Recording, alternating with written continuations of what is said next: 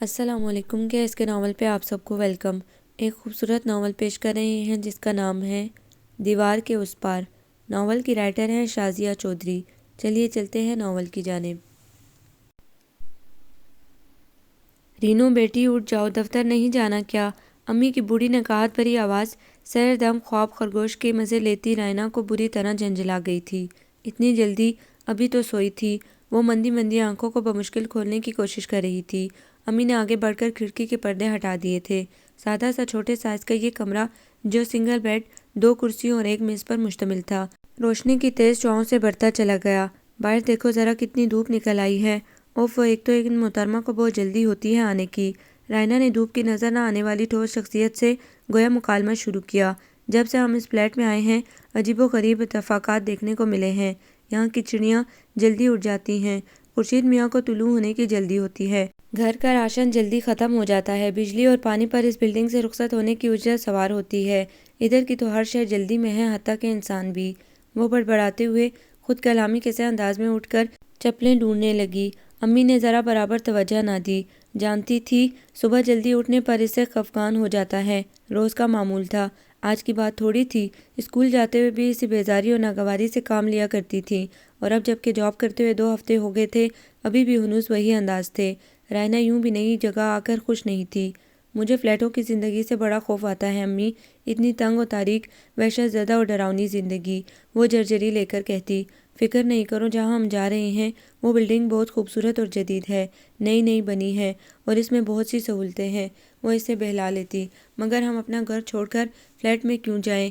اس کی الجھن بھری نظریں امی کو افسردہ کر دیتی۔ اب یہ ہمارا گھر نہیں رہا بیٹی، ان کے منہ سے بے اختیار سرد آہ نکل جاتی۔ رائنا کے ابو نے ایک باعزت سرکاری ملازمت سے ریٹائر ہونے کے بعد اپنے کسی دوست سے ایک خطیر رقم ادھار لی تھی۔ کاروبار شروع کرنے کا ارادہ تھا، انہوں نے اپنی ساری جمع پونجی اس میں جھونک دی تھی، مگر بدقسمتی سے کاروبار نہ چل سکا اور اپنے روپے کے ساتھ ساتھ دوست کی رقم بھی ڈوب گئی۔ واپس تو بہرحال لوٹانا تھی، 6 ماہ کا وعدہ تھا اور اب 10 ماہ گزر چکے تھے۔ مسلسل تقاضوں نے ابو کو متفکر کر دیا، نوبت دھمکیوں پر آ گئی۔ ابو نے قرض کے اس بھاری بوجھ سے نجات پانے کے لیے ہارے ہوئے جواری کی طرح اپنا بنا بنایا ذاتی گھر بیچ دیا۔ دوست کو رقم دینے کے بعد جو تھوڑے بہت پیسے بچے اس سے G10-3 کے علاقے میں بننے والی نئی پلاننگ میں 1 سال ایڈوانس پیمنٹ کے بعد فلیٹ کرائے پر لے لیا، مگر ابو کو نئے گھر میں پڑاؤ راس نہ آ سکا۔ 1 ماہ بعد دنیا سے رخصت ہو گئے۔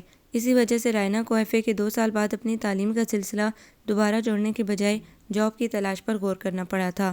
باپ کی وفات کے 5 ماہ بعد اسے کمرشل پروڈکشن بنانے اور سپلائی کرنے والی کمپنی میں بطور سیلز ایگزیکٹو جاب مل گئی۔ امی کو مجبوری کے عالم میں اسے نوکری کی اجازت دینا پڑی تھی کہ ان کی صحت اس قابل نہیں تھی کہ گھر بار چلانے کے لیے خود میدان عمل میں آ سکتیں۔ تم شام کو کتنے بجے تک آؤ گی؟ امی نے گھی میں تر بتر پراٹھا اس کی پلیٹ میں ڈالتے ہوئے پوچھا۔ کچھ کہہ نہیں سکتی امی، اس نے چائے کا بڑا سا گھونٹ بھر کر ایک لمحے کو سوچا۔ پتہ نہیں آج میری ڈیوٹی کمرشل ایریا میں ہوگی یا ریزیڈینشل ایریا میں، پھر ڈیوٹی نپٹا کر ہم سب کو شام 5 بجے لیاقت صاحب کے آفس میں جمع ہو کر رپورٹ دینا ہوتی ہے۔ لیاقت صاحب ہمارے شعبے کے انچارج ہیں۔ مجبوری کا نام شکریہ، ورنہ سچ پوچھو تو مجھے تمہاری جاب کی نوعیت پسند نہیں آئی۔ ایک جگہ ٹک کر سکون سے بیٹھ کر کرنے والا کام ہو تو بات بنے، یہ صبح سے شام تک لور لور پھر کر چیزیں بیچنا ایک لڑکی کے لیے قطعی مناسب نہیں لگتا۔ امی کے چہرے پر پریشانی کے ساتھ ساتھ بے بسی کے تاثرات تھے۔ چیزیں بیچتے تھوڑی ہیں، انہیں گھر کے افراد اور دفاتر کے منتظمین سے متعارف کرواتے ہیں تاکہ وہ ہماری کمپنی کے معیار اور قیمت کو پیش نظر رکھتے ہوئے مستقل خریدار بننے پر آمادہ ہو سکیں۔ اس نے ایک طرح سے ماں کو سمجھایا، اور اس کام میں یہ فائدہ ہے کہ جتنے زیادہ خریدار ڈھونڈیں گے اسی حساب سے طے پانے والے سودے کا 20% ہمیں ملے گا، گویا اپنی کارکردگی کی بنا پر جتنا چاہے منافع کما سکتے ہیں۔ یہ وہی الفاظ تھے جو کمپنی میں جاب کے سلسلے میں اخبار میں دیے جانے والے اشتہار میں استعمال کیے تھے اور جسے پڑھ کر رائنا انٹرویو دینے گئی تھی۔ خدا جانے یہ سچ بھی ہے یا محض جان سا دیا ہے، امی کی تسلی نہیں ہوئی تھی۔ اب کیا کیا جا سکتا ہے امی؟ اس نے ٹھنڈی سانس لی۔ نہ سر پر باپ ہے، نہ بھائی اور نہ کوئی عزیز رشتہ دار جو اس سچ جھوٹ کی تحقیق کروائے یا پھر بڑھ کر ہمیں سہارا دے۔ جو کرنا ہے خود ہی کرنا ہے۔ ایک FA پاس لڑکی کو معززانہ قسم کی جاب مل بھی کیسے سکتی ہے؟ FA کے بعد اس کا BA میں ایڈمیشن لینے کا ارادہ تھا، مگر انہی دنوں اسے ٹائیفائڈ ہو گیا۔ تقریباً 1 ماہ تک بستر سے نہ اتر سکی تھی، بعد میں ٹھیک ہوئی تو داخلے کی مدت ختم ہو چکی تھی۔ امی نے تشویق کرائی کہ اگلے سال لے لینا۔ اگلے سال ابو کاروبار کے سلسلے میں پھنس گئے اور پھر گھر والوں پر ایسی افطار ٹوٹی کہ پڑھائی چھوڑ کر کھانے پینے کا بھی ہوش نہ رہا تھا۔ اسی افراتفری میں اگلا سال بھی ضائع ہو گیا۔ میں سوچ رہی ہوں جاب میں ذرا سیٹ ہو جاؤں پھر پرائیویٹ BA کروں گی۔ تعلیم بغیر ترقی کیا؟ اس نے سوچتی نظروں سے امی کو دیکھا۔ 9 بجنے میں 20 منٹ رہ گئے ہیں اور مجھے 2 گاڑیاں بدل کر دفتر پہنچنا ہے۔ جو ہی وال کلاک پر نظر پڑی وہ اسپرنگ کی طرح اچھلی تھی۔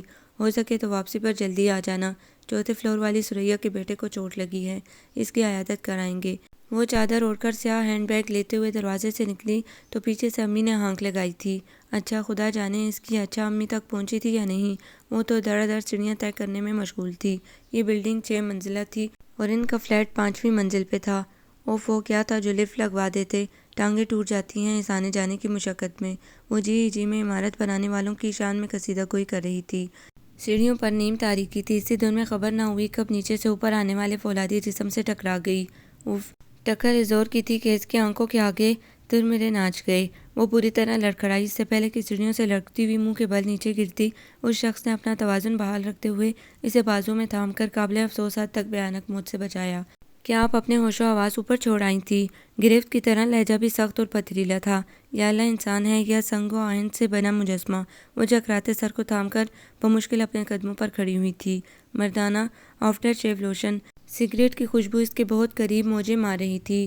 خود بھی تو ریلوے کے انجن کی طرح چھکا چھک اندھا دھند بڑھتے چلے آ رہے تھے۔ آپ ہی آنکھیں کھلی رکھنے کی زحمت کر لیتے، وہ خشک لہجے میں جواباً گویا ہوئی۔ اسے سنبھلتے دیکھ کر موصوف نے فوراً ہی اپنے بازو ہٹا لیے تھے۔ اس کی جوابی جارحیت پر وہ شعلے کی طرح بھڑک گیا۔ کیا مطلب ہے آپ کا؟ میں جان بوجھ کر آپ سے ٹکرایا تھا۔ یا اللہ میں کہاں پھنس گئی؟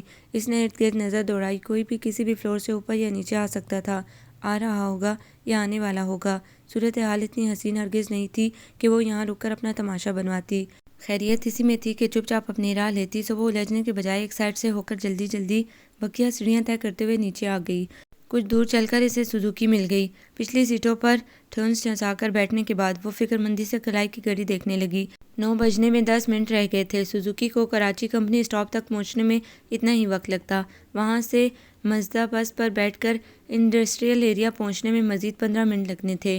آج کے دن کی نحوستیں تو ابھی سے سامنے آ گئی ہیں، اس نے جلائے ہوئے انداز میں سوچا۔ اسی لمحے سوزوکی کے پیچھے آنے والی ہونڈا CD70 پر نظر پڑی۔ اس کا دل اچھل کر حلق میں آ گیا۔ کیا یہ شخص میرا پیچھا کر رہا ہے؟ اس نے دھڑکتے دل سے بغور اس کا جائزہ لیا۔ اس کی رنگت گندمی تھی، اونچی کھڑی ناک اس کی ضدی اور اٹل طبیعت کا پتہ دیتی تھی۔ چاکلیٹی لہریے دار گھنے بال ہوا کی اٹکیلیوں سے ہلکے ہلکے اڑ رہے تھے۔ دیکھنے میں وہ ایک تنومند اور مضبوط قد کاٹ کا مرد دکھائی دیتا تھا۔ پریشانی فطری تھی۔ کیا سیڑھیوں پر ہونے والی اس سرسری سی جھڑپ کا اس نے اتنا اثر لیا ہے کہ بدلہ لینے کے لیے کشاں کشاں پیچھے چلا آیا؟ رائنا کے ماتھے پر پسینے کے قطرے نمودار ہونے لگے۔ خدا خدا کر کے کراچی کمپنی اسٹاپ آیا تو اس تعقب سے جان چھوٹی۔ اتفاق سے اسے ایک مزدے میں سیٹ مل گئی جو جانے کے لیے بالکل تیار کھڑی تھی۔ 7 اپ اسٹاپ پر بس مسافر اترنے کے لیے رکی تو اس نے یوں ہی گردن موڑ کر شیشے سے باہر دیکھا۔ اسے یکدم جھٹکا لگا۔ او وہی ہونڈا موٹر سائیکل کچھ دور آگے ٹریفک سگنل پر رکی ہوئی تھی۔ اس شخص کی اس کی سمت پش تھی، مگر سفید لائنوں والا گرے سویٹر، ڈارک گرے جینز اور چوڑے شانوں نے جیسے خود بخود موٹر سائیکل سوار کی پہچان کرا دی تھی۔ اگلے سوئی گیس اسٹاپ پر اسے اترنا تھا اور اس کے اوزان ابھی سے خطا ہوئے جا رہے تھے۔ سانسیں برابر کرتے ہوئے اس نے بہت احتیاط و آہستگی سے دھیرے دھیرے دائیں سے بائیں طرف نگاہ کی۔ موٹر سائیکل آگے نکل گیا تھا۔ شکر ہے خدایا، اس نے جرجری لے کر بڑے آئینی گیٹ کی طرف قدم بڑھا دیے۔ اس عمارت کے 2 دروازے تھے، ایک اگلا دوسرا عقبی، دونوں کے آگے سڑک تھی، اس لیے آمد و رفت میں بہت سہولت ہو جاتی تھی۔ اگلا حصہ کمپنی کے مرکزی دفتر کی حیثیت رکھتا تھا، جہاں سامان کی ترسیل کے لیے کاروباری لوگوں کا آنا جانا رہتا تھا۔ رائنا کا کام اسی دفتر تک محدود تھا۔ پچھلے حصے میں فیکٹری تھی جہاں سامان بنایا جاتا تھا۔ اس کا انتظامی انچارج اسفندیار تھا۔ السلام علیکم، آئی ایم سوری سر، میں کچھ لیٹ ہو گئی۔ اس نے 60 کے پیٹے کے باری تن و نقوش کے مالک لیاقت صاحب کے کمرے میں داخل ہوتے ہی پیشگی معذرت طلب کر لی۔ وہ اسے دیکھ کر خفیف سا مسکرائے اور اینک اتار کر میز پر رکھ لی۔ یہ دیری یقیناً قابل تعریف ٹھہرتی اگر تم نے واقعی اس سے فائدہ اٹھایا ہوتا۔ کیا مطلب سر؟ وہ حاضری رجسٹر پر سائن کرنے کے لیے جھکی تھی۔ مطلب تو صاف ظاہر ہے، نہ چہرے پر ڈسٹمپر، نہ زلف میں پھول، نہ لباس میں رنگینی۔ تم نے تو کسی ایک انداز میں بھی خاطر خواہ تبدیلی نہیں کی۔ انہوں نے افسوس سے سر ہلایا۔ میرا خیال ہے سر، اس کی ضرورت نہیں ہے اور نہ میری امی اجازت دیں گی۔ وہ سائن کر کے رجسٹر بند کرنے کے بعد قلم میز پر ڈالتے ہوئے سنجیدہ ہو گئی۔ دیکھو بھائی، جس طرح تیار کردہ مال کو قابل توجہ بنانے کے لیے اس پر خوبصورت ریپنگ پیپر چڑھایا جاتا ہے، اس کی دیدہ زیب پیکنگ کی جاتی ہے، اسی طرح سے فروخت کرنے کے لیے دکان اور دکاندار کا پرکشش اور جاذب نظر ہونا لازم سمجھا جاتا ہے۔ گاہک خریدنے سے پہلے بیچنے والے کا جائزہ لیتے ہیں۔ لیاقت صاحب اس کی سنجیدگی بام کر خوش آمدانہ انداز اختیار کر چکے تھے۔ یہ بات صرف تم سے ہی نہیں کہتا، فرحت، روبی، تانیہ، اکمل، جواد وغیرہ کو دیکھ لو، وہ بھی تمہارے شعبے میں کام کرتے ہیں، کیسے سر سے پیر تک سجے بنے نکھرے ستھرے پھرتے ہیں۔ کمرشل ایریا کی طرف نکلیں تو ہر کمپنی اور ایجنسی میں پذیرائی حاصل کرتے ہیں۔ دفتر ہو یا دکان، لوگ انہیں ہاتھوں ہاتھ لیتے ہیں، وہ کامیاب سودے بازی کے بعد لوٹتے ہیں، اور ریزیڈینشل ایریا میں جائیں تو گھر کی خواتین ان کے لچھے دار باتوں اور شائستہ و مہذب انداز سے متاثر ہو کر چیزیں خریدتی ہیں، انہیں آرڈر دیتی ہیں۔ یہی اچھے اور کامیاب سیل ایگزیکٹو کی نشانیاں ہوتی ہیں۔ میں چاہتا ہوں تم بھی یہی ہنر اختیار کرو تاکہ تمہیں زیادہ سے زیادہ گاہک ملیں۔ کمپنی کو جتنے زیادہ سودے لا کر دو گی، اتنا ہی کماؤ گی، اور ایک وقت آئے گا کہ تم اپنی صلاحیتوں کی بنا پر بہت آگے نکل جاؤ گی۔ تمہارے پاس اپنا بنگلہ ہوگا، اپنی کار، ملازم اور بہت کچھ۔ وہ بہت سلیقے طریقے سے اس کی آنکھوں میں خواب سجانے کی کوشش کر رہے تھے، اور وہ شاید ان خوابوں کی گرفت میں آ بھی جاتی اگر لیاقت صاحب کے لب و لہجے اور انداز میں واقعی خلوص ہوتا۔ نہ جانے کیوں اسے یوں لگا جیسے وہ دانہ ڈال کر چڑیاں پھانسنے کا اہتمام کر رہے ہیں۔ مجھے بہت آگے نکل کر تنہا رہ جانے سے ڈر لگتا ہے سر، وہ سرد لہجے میں کہہ کر اجازت لیتی ہوئی باہر آ گئی۔ ڈیوٹی تو وہ معلوم کر ہی چکی تھی، اسے آج کمرشل ایریا میں جانا تھا۔ باس کے کمرے کا جو بھی دروازہ کھولتے ہی خوشبوؤں کے لپٹیں سے باہر نکلتی ثنا کے ساتھ آئی تھی۔ ہیلو رائنا۔ رائنا ہال کمرے میں کمپنی کا سامان سے بھرا مخصوص بیگ کندھے پر لٹکا کر باہر نکلنے کو تھی جب باس کی طرح دار حسین و جمیل سیکرٹری ثنا نے ہال کے ایک سائڈ پر کاؤنٹر کے پیچھے رکھی ریوالونگ چیئر پر بیٹھتے ہوئے اسے مخاطب کیا۔ ہیلو مس ثنا، کیسی ہیں آپ؟ وہ مروتاً مسکرائی۔ ثنا عمر کے اعتبار سے 35 برس کی لازم ہوگی، مگر دیکھنے میں ہرگز بھی 25 سے زیادہ کی نہیں لگتی تھی۔ دبلی پتلی، بے حد اسمارٹ پرکشش فگر کی مالک اس عورت میں نہ جانے کیا تھا کہ باس نے پچھلے 10 برس سے اسے مستقل اپنے سیکرٹری بنا کر رکھا ہوا تھا، بلکہ وہ ایک طرح سے کمپنی کی سیکنڈ باس تصور کی جاتی تھی۔ باس اس کی بہت مانتے تھے، اسی وجہ سے لوگ اس سے دبتے تھے۔ ہم تو ٹھیک ہیں، تم سناؤ کیسی جا رہی ہے جاب؟ کوئی مسئلہ تو نہیں ہے؟ ثنا کی ہنسی میں مردوں کے لیے ایک خاص دلربائی اور طلسم تھا۔ نہیں شکریہ۔ اچھا سنو، فرمان اینڈ سنس کے آفس کا چکر ضرور لگانا، باس نے خصوصی تاکید کی ہے۔ کچھ دن پہلے ان کی بات ہوئی تھی فرمان صاحب سے، وہ ہماری کمپنی کی پروڈکٹس میں دلچسپی رکھتے ہیں۔ ثنا کی ہدایت پر سر ہلاتے ہوئے وہ باہر نکل آئی۔ سلام بی بی۔ کوریڈور میں جھاڑو لگاتی 40 برس کی تندرست و توانا موٹے موٹے نقوش کی حامل طاہرہ نے اسے دیکھ کر جھاڑو ایک طرف رکھ دی تھی تاکہ اس پر گرد نہ پڑے۔ وعلیکم السلام خالہ، کیا حال ہیں تمہارے؟ رائنا اس سے خاصی مانوس ہو گئی تھی، یہ کمپنی کی بیرونی ملازمت تھی۔ رائنا نے شروع میں 1-2 مرتبہ اسے از خود سلام کیا تھا۔ بڑوں کو سلام میں پہل کرنے کی تربیت امی نے گویا اس کی گوٹی میں ڈال دی تھی۔ ملازمہ اس کے حسن سلوک سے اتنی متاثر و مسرور ہوئی کہ اب دیکھتی ہی مؤدب ہو جاتی تھی۔ اکثر اس کی شے پا کر ادھر ادھر کی باتیں بھی کر لیتی تھی۔ بی بی اس جگہ کیسے آ گئیں؟ اس نے اکثر محسوس کیا تھا کہ وہ اس کی یہاں نوکری پر خاصی محتجب و متفکر رہتی ہیں۔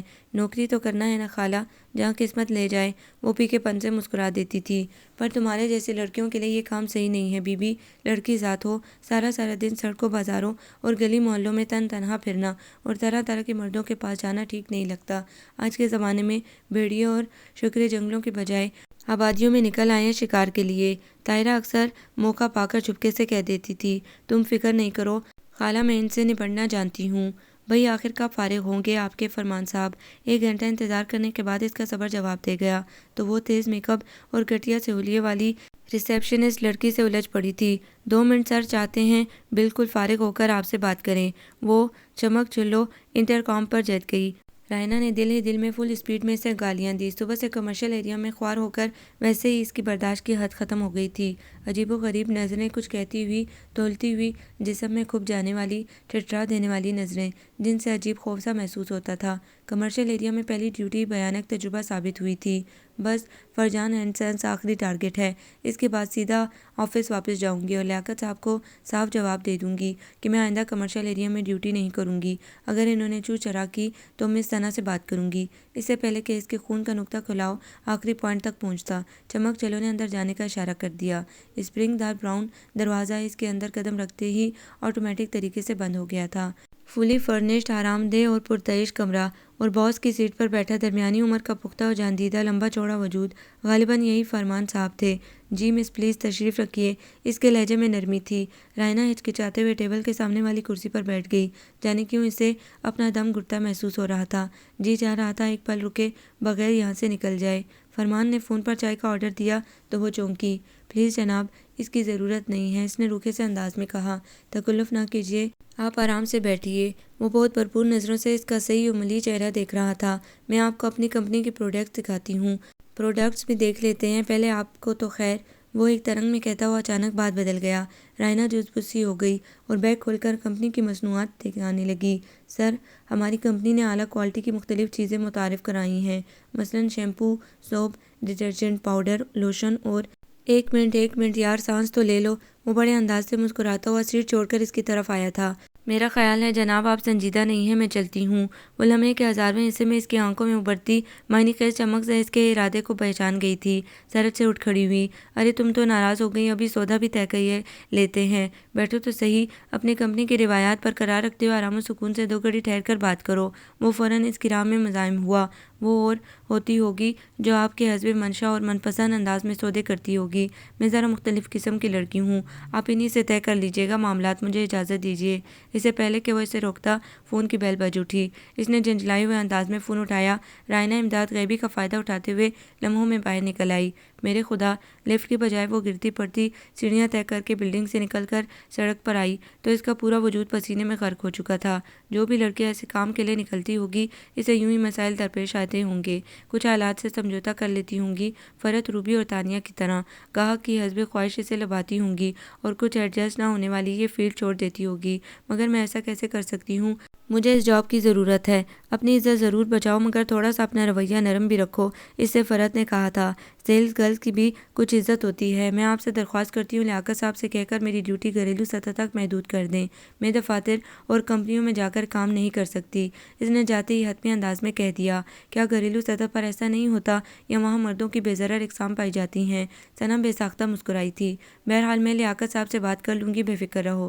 شکریہ مس ثنا، اس نے سکھ کا سانس لیا۔ مگر ایک بات ضرور کہوں گی، مردوں کی دنیا میں رہنا ہے تو پھر انہی کا سا لائف سٹائل اپنانا ہوگا۔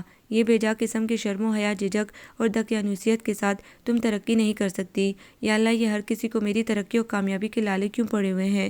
وہ عاجز آ کر سوچنے لگی۔ مجھے دیکھو، میں بسا اوقات کام کی غرض سے 2 گھنٹے باس کے کمرے میں بند رہتی ہوں۔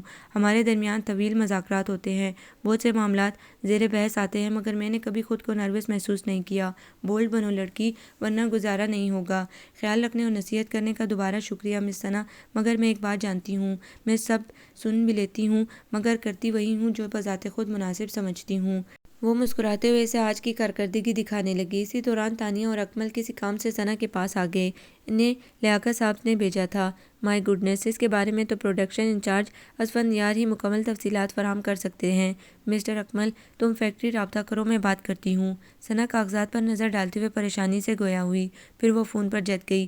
رائنا نے نوٹ کیا تھا کہ پروڈکشن انچارج سے بات کرتے ہوئے ثنا کا لہجہ خاصا نرم تھا، حالانکہ وہ اختیارات میں بہرحال ثنا سے بڑھ کر نہیں تھا، مگر اس میں کچھ تھا کہ ورکرز مخاطب ہوتے ہوئے دھیان رکھتے تھے کہ وہ کمپنی کا بڑا اہم پرزہ تھا۔ اگر تم تھوڑی دیر کے لیے آ جاؤ تو مجھے سہولت رہے گی۔ ثنا کا انداز درخواست گزاری کرنے والا تھا، مگر حسب منشا جواب نہ پا کر وہ جھنجھلا سی گئی۔ اپنا اسسٹنٹ بھیجنے کے بجائے خود زحمت کر لو تو نوازش ہوگی۔ اچھا ٹھیک ہے، اس نے مایوسی اور نیم دلی سے فون رکھ دیا۔ مسٹر اسفندیار کا اسسٹنٹ آ رہا ہے، اس سے بات کر لینا۔ ثنا نے فون رکھتے ہوئے ڈھیلے سے انداز میں اکمل کو ہدایات دیں۔ وہ سر ہلا کر چلا گیا۔ پتھر ہے، بالکل پتھر، وہ بڑبڑا رہی تھی۔ رائنا کو بے ساختہ ہی گدگدی ہوئی۔ کوئی ایسا بھی ہے جو مس ثنا کے حسن کے حضور سجدہ ریزی سے انکاری ہے؟ اسے تجسس سا ہوا، پھر سر جھٹک کر اپنے کام میں لگ گئی۔ فارغ ہونے کے بعد اس نے اپنی چادر اور بیگ سنبھالا اور گیٹ کی طرف چل پڑی۔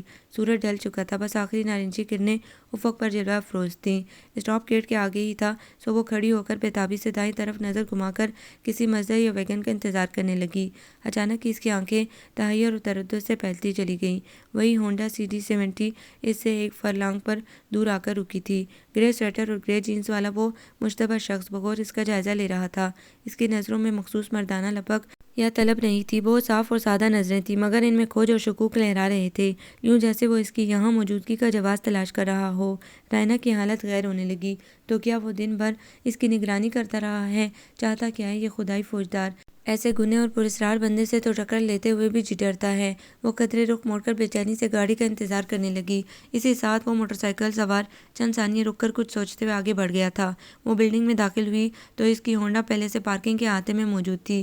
اسے خواہ مخواہ ہی کپ کپی چڑھنے لگی۔ مغرب کی اذانیں ہو رہی تھیں۔ وہ تھکے تھکے جلائے ہوئے قدموں سے اپنے فلیٹ کے دروازے تک پہنچی تھی۔ میں نے تم سے کہا تھا جلدی آ جانا، امی چائے کا کپ اسے تھماتے ہوئے نرمی سے یاد دلانے لگیں۔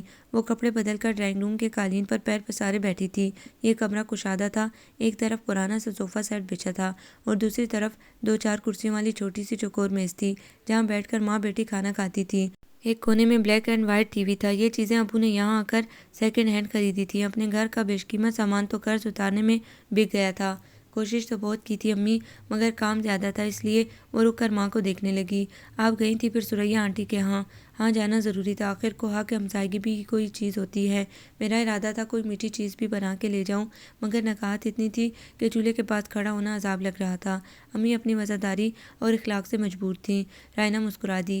آج کیا پکایا ہے؟ تمہاری پسند کا مٹر پلاؤ۔ زبردست، اس نے نعرہ لگایا۔ اور امی ہم کھانا کھا کر واک کرنے چلیں گے سامنے سڑک پر، اس نے اشتیاق سے کہا۔ بیٹے سڑک پر ٹریفک کا رش ہوتا ہے اور تم جانتی ہو میں تیز نہیں چل سکتی۔ انہوں نے عذر تراشا۔ اسلام آباد کی سڑکیں تو رش کے لیے ترستی ہیں امی، وہ ہنس پڑی۔ یہ علاقہ ویسے بھی بہت پرسکون اور الگ تھلگ ہے، کوئی رش نہیں ہوگا، بس آپ کو چلنا ہے، اس نے بچوں کی طرح ضد کی۔ اچھا بابا، امی بھلا اس کی بات ٹال سکتی تھی۔ امی آپ تھک تو نہیں گئی؟ ٹہلتے ٹہلتے اس نے کوئی چوتھی مرتبہ تشویش بھری آواز میں دریافت کیا تھا۔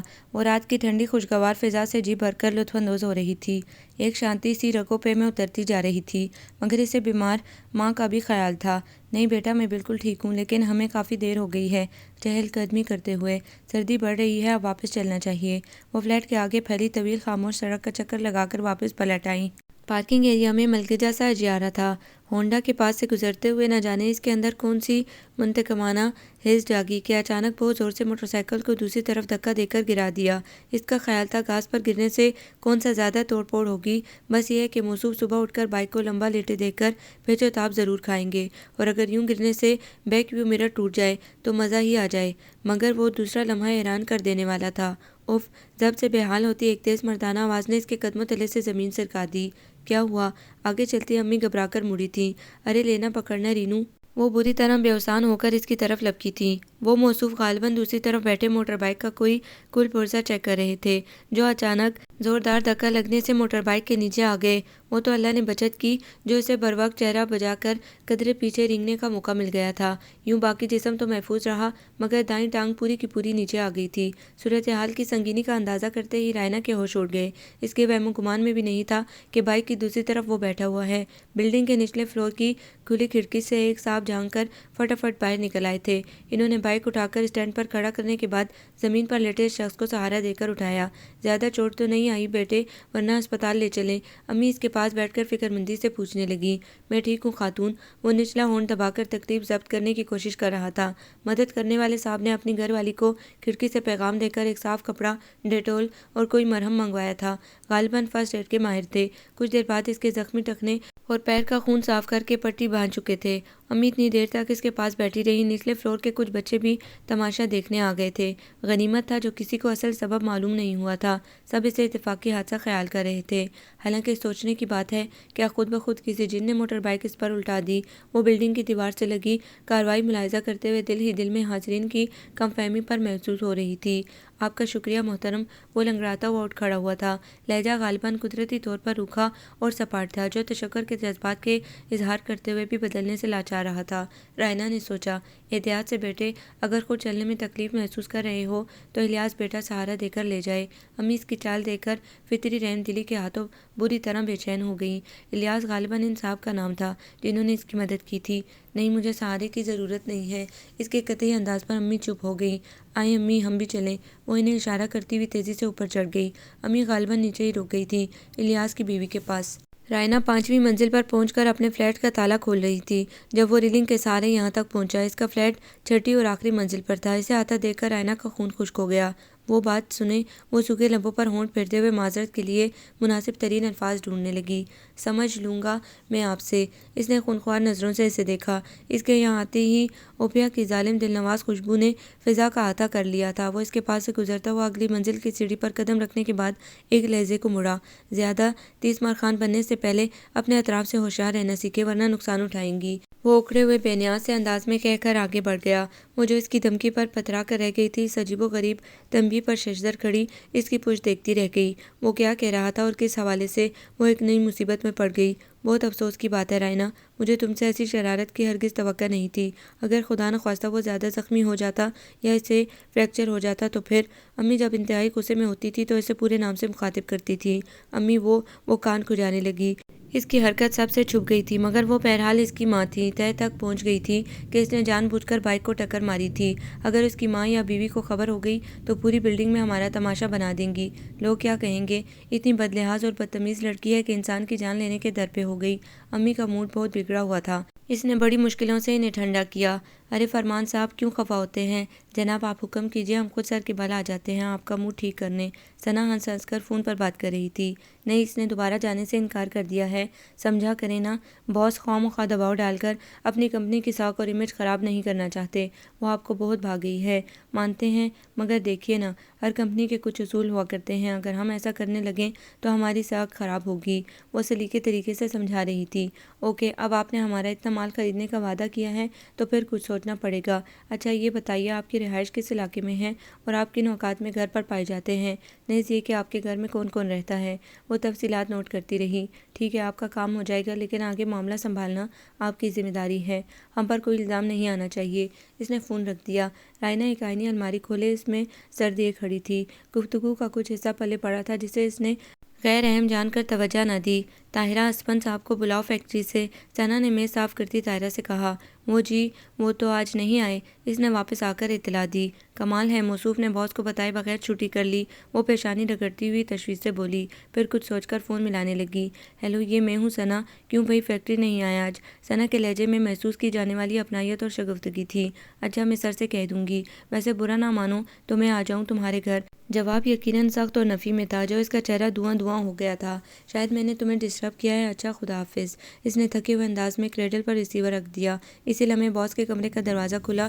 ان کے ایک ہاتھ میں بریف کیس تھا اور دوسرے میں گاڑی کی چابی۔ آپ میرے ساتھ چلیے مس ثنا، ایک اہم میٹنگ ہے۔ وہ سنجیدگی سے اسے کہتے ہوئے آگے بڑھ گئے۔ یس سر۔ ثنا مستعدی سے پیچھے آ گئی۔ رائنا نے یوں ہی سرسری سے انداز میں دونوں کو جاتے ہوئے دیکھا۔ سر اکثر ثنا کو ہمراہ لے کر میٹنگز پر جاتے تھے۔ ان کی عمر 45 سے 48 برس کے درمیان تھی۔ سر کے گرے بال ان پر بہت سوٹ کرتے تھے۔ ان کا چہرہ صحت مندی کی سرخی لیے ہوئے تھا۔ خالہ ایک بات تو بتاؤ، یہ مس ثنا کا اسفندیار صاحب کے ساتھ کوئی چکر ہے؟ رائنا اس مزاج کی لڑکی تو نہیں تھی، مگر 2-3 مرتبہ ثنا کو اس شخص کے لیے بیک وقت بے قرار اور جھنجھلائی ہوئی دیکھ چکی تھی، تو ایسا خیال آنا فطری امر تھا۔ ارے بی بی، اس عورت کا کسی کے ساتھ چکر نہیں ہے، طبیعت ہی ماشاءاللہ ایسی پائی ہے، طاہرہ اکتائی ہوئی آواز میں بولی۔ اب ایسا قہر تو نہ توڑو، ثنا ایک محنتی اور ہوشیار لڑکی ہے، برس ہا برس سے باس کے ساتھ کام کر رہی ہے، آفس کا اتنا کام سنبھالا ہوا ہے۔ یہ بتاؤ، یہ اسفندیار صاحب کون ہے؟ کیسے آدمی ہیں؟ اس نے طاہرہ کا اعتراض رد کر دیا۔ بہت بھلا مانس ہے، کم از کم زنانیوں کے پیچھے نہیں بھاگتا۔ طاہرہ نے جیسے بڑی پتے کی خوبی بتائی۔ چپ چاپ اپنا کام کرتا ہے اور واپس چلا جاتا ہے۔ عورت تو عورت، وہ تو ساتھی مردوں سے بھی گنے چنے جملوں سے زیادہ بات نہیں کرتا۔ اور بھائی رائنا، کہاں ہو تم؟ لیاقت صاحب اسے ڈھونڈتے ہوئے ادھر آ گئے۔ مجھے کہاں جانا ہے سر، آپ کام بتائیے۔ اس نے بیزار کن انداز میں ان کا چہرہ دیکھا۔ کل تمہیں F10 کی طرف جانا ہوگا، تمہاری حسب منشا تمہیں ریزیڈینشل ایریا دے دیا گیا ہے، اب تو خوش ہو؟ وہ خوش آمدانہ انداز میں ہنسے۔ وہ کسی بھی طرح اس کو اپنی ممنون اور زیربار دیکھنا چاہتے تھے تاکہ وہ ان سے مسکرا کر لگاوٹ سے بات کرے، مخمور نظروں سے انہیں دیکھے۔ اس سے زیادہ کی انہیں تمنا بھی نہیں تھی۔ آج تو بڑی جلدی آ گئیں، امی اسے دیکھ کر کھل اٹھی تھیں۔ آج میں کمپنی کے دفتر میں ہی رہی تھی، باہر کا کام نہیں تھا۔ کچن سے بڑی خوشبوئیں اٹھ رہی ہیں، کیا بنایا ہے؟ اس کو تجسس لاحق ہوا۔ کچن میں گھس کر دیگچی میں جھانکا اور بنے ہوئے چکن میں سے ایک پیس نکال لیا۔ دوسرے دیگچی میں سوئیاں بن رہی تھیں۔ لگتا ہے آج میری دعوت کرنے کے موڈ میں ہے، ویسے ہی آپ میں خاصی مثبت تبدیلی رونما ہوئی ہے۔ وہ شرارت سے ماں کا چہرہ تکنے لگی۔ انہوں نے پیار سے اس کے سر پر چپت لگائی۔ ندیدی کہیں کی، میں کب تمہاری فرمائش ٹالتی ہوں، ایسے یہ دعوت تمہاری نہیں کسی اور کی ہے۔ کون؟ وہی بچہ جو کل تمہاری شرارت و حماقت کے نتیجے میں زخمی ہوا تھا۔ میں نے سوچا اس طرح حق ہمسائیگی بھی ادا ہو جائے گا اور اسی بہانے تمہاری حرکت کی تلافی بھی ہو جائے گی۔ سوئیاں پک جائیں تو اوپر دے آئیں گے، تم بھی چلنا میرے ساتھ۔ آپ بھی حد کرتی ہیں امی، بھلا اس کے گھر میں کوئی نہیں ہے اس کی تیمارداری کرنے والا، اور اس طرح اچھا نہیں لگتا۔ وہ کیا کہیں گے کہ بھلا ہم اپنے بچے کو چکن اور سویاں بنا کے نہیں دے سکتے؟ وہ کوفت بھرے انداز میں تبصرہ کرنے لگی، مگر امی نے چندہ کان نہ دھرے۔ وہ کچھ بھی کہیں، اپنا فرض پورا کر کے ہم تو اپنے ضمیر کے آگے سرخرو ہو جائیں گے۔ چلو تم منہ ہاتھ دھو کر کپڑے بدل لو۔ اس نے ٹھنڈی سانس لے کر سر ہلا دیا۔ جانتی تھی اپنی نرم مزاج والی ماں کو سمجھانا بیکار تھا۔ کیا خبر مجھے سامنے دیکھ کر اسے زخموں پہ نمک چھڑکنے والا محاورہ یاد آ جائے۔ جانے سے پہلے اس نے بارہا سوچا تھا، رینو بیٹی اس کا نام کیا تھا بھلا؟ ماں امی سیڑھیاں چڑھتے ہوئے سرگوشیانہ انداز میں مخاطب ہوئیں۔ یہ تو مجھے بھی نہیں پتا امی، میں اپنی سہولت کے لیے انہیں موصوف کہہ لیا کرتی ہوں۔ اس کی معصومیت پر امی ہنس پڑی۔ بار بار بیل بجانے کے بعد دروازہ کھلا تھا۔ دروازہ اسی نے کھولا تھا۔ اس کا چہرہ ستا ہوا اور کچھ زرد زرد سا تھا، شیو بڑی ہوئی تھی، بال بے ترتیب تھے اور سفید شلوار قمیض پر سلوٹیں اس بات کی خماس تھیں کہ 2 دن سے کپڑے نہیں بدلے گئے۔ آنکھیں یقیناً بخار سے لال ہو رہی تھیں، بلکہ کھڑی ناک بھی قدرے لال تھی۔ آپ، وہ انہیں سامنے پا کر سچ مچ چکرا گیا تھا۔ میں آپ کا حال دریافت کرنے آئی ہوں بیٹے۔ ٹرے ہاتھ میں پکڑے اس پر سفید کروشیے والا رومال ڈالے۔ امی بڑے خلوص سے گویا ہوئیں۔ جی پلیز تشریف لائیے۔ وہ تذبذب کے عالم میں ایک طرف ہو گیا۔ اس کی آواز بھی کچھ بھاری بھاری لگ رہی تھی۔ تمہارا زخم کیسا ہے بیٹے؟ اس میں سوجن ہو گئی ہے۔ وہ انہیں ڈرائنگ روم میں لے آیا۔ بے حد خوبصورت اور بیش قیمت غیر ملکی اشیاء سے سجا پرتعیش کمرہ اپنے مکین کی خوشحالی کی ضمانت دے رہا تھا۔ ماحول میں اوپیا کی مخصوص خوشبو رچی تھی۔ یہ اپنی امی کو یا بیوی کو پکڑا دو بیٹے اور تم جا کر آرام کرو، ہم بھی بس 2-4 منٹ بیٹھیں گے۔ امی منتظر نظروں سے ادھر ادھر دیکھ رہی تھی۔ آپ ادھر ہی رکھ دیجئے، لیکن اس کی ضرورت نہیں تھی۔ اس نے ان کے ہاتھ سے ٹرے لے کر سائڈ ٹیبل پر رکھ دی۔ میں اپنی خوشی سے بنا کر لائی ہوں، انکار نہ کرنا۔ اپنی امی کو بلاؤ بیٹے۔ مجھے افسوس ہے میں آپ کو ان سے نہیں ملوا سکتا، میرے والدین کی وفات کو 30 برس گزر چکے ہیں۔ اس نے بہت سنجیدگی اور سادگی سے جواب دیا۔ ہائے، امی کو دھچکا لگا۔ کوئی بہن بھائی بھی نہیں ہیں؟ نہیں، میں اس وقت 6 ماہ کا تھا جب ایک ایکسیڈنٹ میں والدین کا انتقال ہوا۔ وہ سپاٹ سے خالی خالی لب و لہجے میں گویا ہوا۔ زخم اتنا پرانا تھا کہ اب نشان بھی منمل ہو گئے تھے، اس لیے وہ پرسکون تھا، یا سیلف کنٹرول ہی اتنا تھا کہ مخاطب کو اس کے رویے میں احساس محرومی اور رنجیدگی محسوس نہیں ہوئی تھی۔ تو پھر تمہیں کس نے پالا؟ امی کا دل گویا پگھل کر پانی بن گیا تھا۔ وہ اب خصوصی توجہ اور شفقت سے اس کی طرف دیکھ رہی تھی۔ میں یتیم خانے میں پلا بڑا ہوں، 18 سال کی عمر سے کام پہ لگ گیا، اپنے پیروں پہ کھڑا ہوا تو یتیم خانہ چھوڑ کر کرائے پر کمرہ لے لیا۔ اللہ کا کرم ہے آج مجھے ملازمت کرتے ہوئے 12 برس گزر چکے ہیں۔ یہ فلیٹ اور گھر کا ساز و سامان میں نے اپنی کمائی سے خریدا ہے۔ عنقریب اپنا ذاتی کاروبار شروع کرنے کا ارادہ رکھتا ہوں۔ نہ جانے کس دھن میں وہ سڑیل مزاج کھدرا سا بندہ تفصیلی گفتگو کر رہا تھا۔ امی کی بیٹے کو ترسی ممتا اس پر قربان ہوئے جا رہی تھی۔ تمہارے کوئی عزیز رشتہ دار نہیں تھے بیٹا؟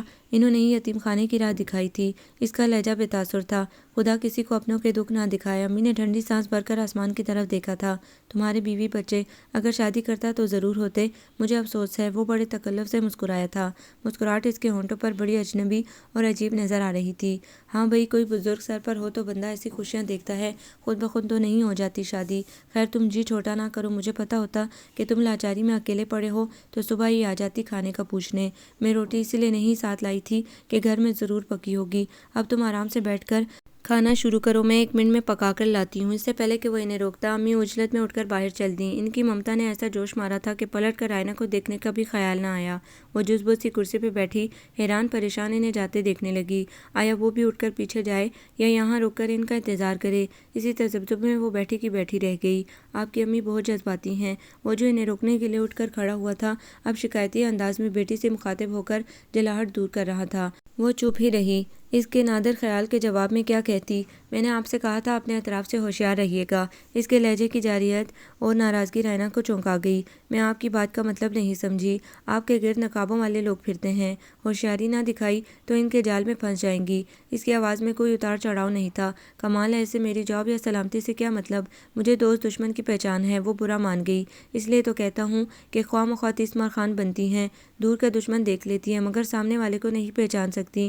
وار کرنے والا بسا اوقات عین آنکھوں کے سامنے موجود ہوتا ہوتا ہے، مگر اسے شناخت کرنے کے لیے عقل کی ضرورت ہوتی ہے۔ اسے یوں لگا جیسے وہ اسے سیدھا سیدھا احمق قرار دے رہا ہے۔ آپ کو میری فکر کرنے کی ضرورت نہیں ہے، وہ بگڑ کر بولی۔ مرضی ہے آپ کی، پچھتانے سے پہلے کی تکلیف برداشت کر لینا زیادہ بہتر ہوتا ہے، بعد میں سر پکڑ کر رونے سے۔ لیکن آپ کو شوق ہے ذاتی تجربے کا، بہرحال میں کیا کر سکتا ہوں۔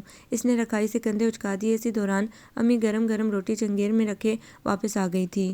اس واقعے کو 15 دن گزر چکے تھے۔ اس کا پاؤں تیسرے دن ہی ٹھیک ہو گیا تھا۔ رائنا نے بھی شکر کی سانس لی، ورنہ امی نے جو تیمارداری کا شیڈول بنا لیا تھا، اس کی وجہ سے گھریلو روٹین خاصی متاثر ہوئی تھی۔ صبح کا ناشتہ، دوپہر اور پھر رات کا کھانا۔ رائنا اس روز کے بعد دوبارہ امی کے ساتھ نہیں گئی تھی۔ یوں بھی ایک چڑھے چاند مرد کے پاس جانے کا جواز بھی نہیں بنتا تھا۔ امی تو خیر اپنی اخلاقیات اور ممتا سے مجبور تھیں، تو اس کے اچھی طرح ٹھیک ہو جانے تک باقاعدگی سے خبرگیری کرتی رہیں۔ بعد میں وہ بھی دوبارہ نہ گئیں۔ یوں بھی وہ موصوف صبح کے نکلے شام گئے گھر لوٹتے تھے۔ رائنا کو آج F11 جانا تھا۔ پرسوں اسے پہلی تنخواہ ملی تھی اور ثنا نے تنخواہ دیتے ہوئے اسے ڈیوٹی ایریا بتایا تھا۔ تقریباً 1 بجے کے قریب جانا۔ اس سے پہلے تو یہاں کی بیگمات کی ویسے بھی آنکھ نہیں کھلتی ہوگی۔ نہ جانے کیوں رائنا اس کام سے مطمئن نہیں تھی۔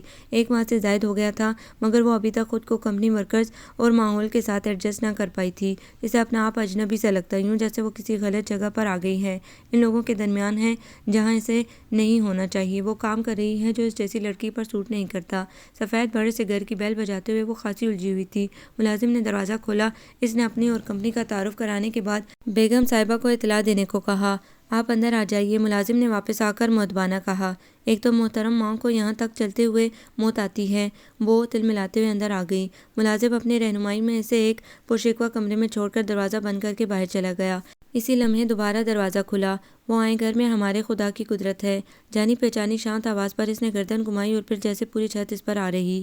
سیاہ 3 پیس سوٹ میں فرمان بڑی نشیلی مسکان سے اسے دیکھ رہا تھا۔ یہ آپ کا گھر ہے؟ اس کے سوکھے حلق سے آواز نہیں نکل رہی تھی۔ جی ہاں، یہ میرا غریب خانہ ہے۔ سچ شکر کہ آپ نے رونق تو بخشی، میں کب سے آپ کا منتظر تھا۔ اس کی آنکھوں اور لہجے سے آنچ پھوٹتی محسوس ہو رہی تھی۔ رائنا غیر محسوس انداز میں چند قدم پیچھے سرک گئی۔